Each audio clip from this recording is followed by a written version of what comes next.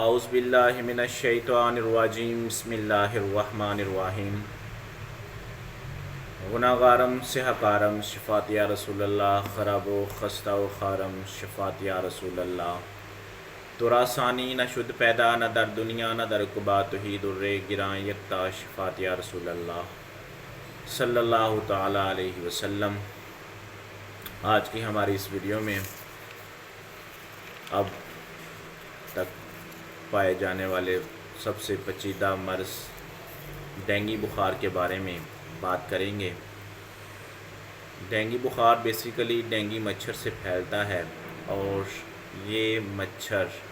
جب کسی ڈینگی والے مریض کو، جس مریض کو ڈینگی کا بخار ہو گیا ہے،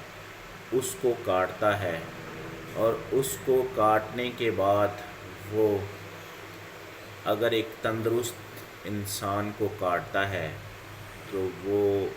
اس تندرست انسان کے اندر ڈینگی کی علامات ظاہر کرنا شروع کر دیتا ہے، اور اس انسان میں ڈینگی بخار کی علامات ظاہر ہونا شروع ہو جاتی ہیں۔ ڈینگی بخار جب مچھر کاٹنے کے 3 سے 4 دن کے بعد اپنی علامات کو ظاہر کرتا ہے۔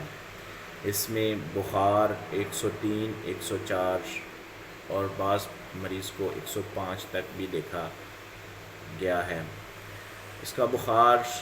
ملیریا بخار کی طرح بہت زیادہ سردی لگتی ہے، سر درد شدت کا ہوتا ہے، جسم کانپتا ہے، چہرے کا رنگ سرخ ہو جاتا ہے۔ بخار وقفے سے ہوتا ہے، یعنی کہ بخار ہوگا، تھوڑی دیر کے بعد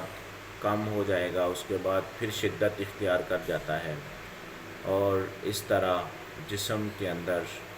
بہت سی تبدیلیوں کے ساتھ ساتھ سب سے بڑی جو تبدیلی آتی ہے وہ جسم میں موجود پلیٹلیٹس، تھرمبوسائٹس، ان کی مقدار کو کم کرتا ہے، ان کو توڑنا شروع کر دیتا ہے۔ اور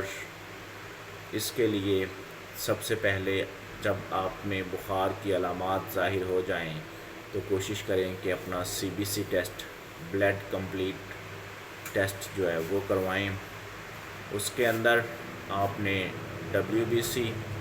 خاص طور پہ اور پلیٹلیٹس، ان دونوں کو دیکھنا ہے۔ سب سے پہلے پیشنٹ کے پلیٹلیٹس اتنے کم نہیں ہوتے جتنے اس کے WBC کم ہو جاتے ہیں۔ WBC کی نارمل مقدار 4000 سے لے کے 11000 تک ہوتی ہے، اور جب ڈینگی کی علامات شروع ہوتی ہیں تو یہ 4000 سے کم ہو کے یہ 3000، 2000 اس طرح کم ہونا شروع ہو جاتی ہیں۔ لیکن اکثریت میں دیکھا گیا ہے کہ ایسے مریضوں کو، ڈینگی کے مریضوں کو پلیٹلیٹس نارمل مقدار میں ہوتے ہیں، یعنی کہ نارمل مقدار جو پلیٹلیٹس کی ہے ایک نارمل انسان میں 1.5 لاکھ سے لے کے 4.5 لاکھ تک ہوتی ہے، اور اکثریت میں یہ دیکھا گیا ہے کہ مریض میں پلیٹلیٹس کی مقدار 2-2.5 لاکھ تک ہوتی ہے، لیکن اس کے WBC وائٹ بلڈ سیل کم ہونا شروع ہو جاتے ہیں۔ تو جب وائٹ بلڈ سیل کم ہوتے ہیں تو انسان کے اندر قوت مدافعت کم ہونا شروع ہو جاتی ہے۔ اس قوت مدافعت کے کم ہونے کی وجہ سے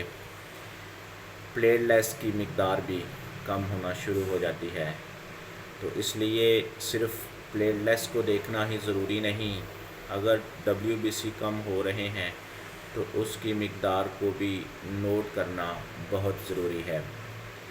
اس کے بعد اس کے علاج کے لیے بیسیکلی اس میں فلوئڈ کا زیادہ استعمال کروایا جاتا ہے، اور کوئی بھی ایسی ادویہ، اینٹی بائیوٹک نہیں دی جاتی، کیونکہ اس میں اینٹی بائیوٹک کا زیادہ استعمال کروانے سے پلیٹلیٹس کی مقدار اور زیادہ کم ہو جاتی ہے۔ تو ایسے مریض کے لیے سب سے زیادہ بہتر ہے اس کو موسمی اور انار کا جوس زیادہ سے زیادہ پلایا جائے۔ اس کے علاوہ سیب کا جوس لے کے اس کے اندر لیموں کا رس یا کالی مرچ دونوں میں سے کوئی ایک چیز استعمال کروا کے مکس کر کے وہ پلائی جائے۔ کوشش کی جائے کہ اگر مریض کو پپیتے کے پتوں کا پانی پلایا جائے وہ بھی ٹھیک ہے، اگر نہیں تو پپیتے کے پتے ہی استعمال کروائے جائیں، پپیتے کا ہی استعمال کروایا جائے، کیونکہ ایسے مریضوں کے اندر 2 سے 3 دن کے بعد معدے کے امراض آنا شروع ہو جاتے ہیں، جس میں متلی، الٹی کا آنا بہت زیادہ، معدے کے اندر درد، پیٹ میں جلن، اور اکثریت میں ایسے مریض دیکھے گئے ہیں جن کو موشن آنا شروع ہو جاتے ہیں، اور ایسے مریض کو فلوئڈ کا استعمال کروایا جا سکتا ہے، جس میں خاص کر ORS، نمکول جس کو عام زبان میں بولتے ہیں، اس کا استعمال زیادہ سے زیادہ کروایا جائے، اور اس مریض کا ہر دوسرے دن کے بعد CBC کا ٹیسٹ رپیٹ کروایا جائے، اور اگر مریض کو جسم کے کسی حصے، ناک یا منہ سے بلیڈنگ آنا شروع ہو جائے تو یہ خطرناک حد تک ہو جاتا ہے،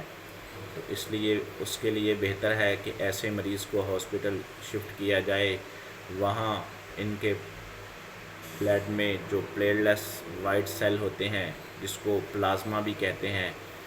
سیرم، اس کو الگ کر کے وہ اس کو وائٹ سیل لگائے جاتے ہیں، جس سے اس کے پلیٹلیٹس نارمل مقدار میں آ جاتے ہیں۔ دوسری خاص بات یہ ہے کہ آج کل جو ڈینگی آیا ہے یہ اتنا خطرناک نہیں، یہ الحمدللہ 3 سے 4 دن کے اندر ہی ٹھیک ہو جاتا ہے، لیکن اس میں خاص کر یہ ہے کہ اگر احتیاطی تدابیر کی جائیں تو مریض جلدی شفا یاب ہو جاتا ہے۔ اگر مریض کو زیادہ اینٹی بایوٹک یا دوسری ادویات دی جائیں تو اس میں مریض مزید پیچیدگیوں کا شکار ہو جاتا ہے۔ اب دوسرے، اگر ایک گھر میں ایک فرد کو ڈینگی بخار ہو گیا ہے تو باقی دوسرے جو افراد ہیں ان کو بھی اس میں بچنے کے لیے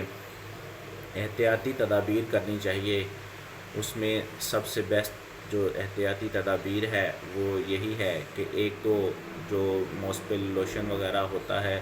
مچھر سے بچنے کے لیے، اس کا استعمال کیا جائے، خود بھی اور اس مریض کو بھی کروایا جائے جس مریض کو ڈینگی بخار ہوا ہے۔ اس کے علاوہ آج کل مچھردانیاں ملتی ہیں، وہ مچھردانیوں کے اندر اس مریض کو رکھا جائے جس مریض کو ڈینگی بخار ہے، تاکہ دوسرے جو انسان ہیں وہ اس مرض سے محفوظ رہیں۔ دعا ہے کہ اللہ پاک آپ سب کو خوش رکھے، اور اگر آپ کو یہ ویڈیو اچھی لگی ہو تو اس کو لائک کریں اور آگے شیئر کریں، اور اگر ہو سکے تو میرے چینل کو سبسکرائب کر دیں۔ جزاک اللہ خیر۔ السلام علیکم ورحمۃ اللہ وبرکاتہ۔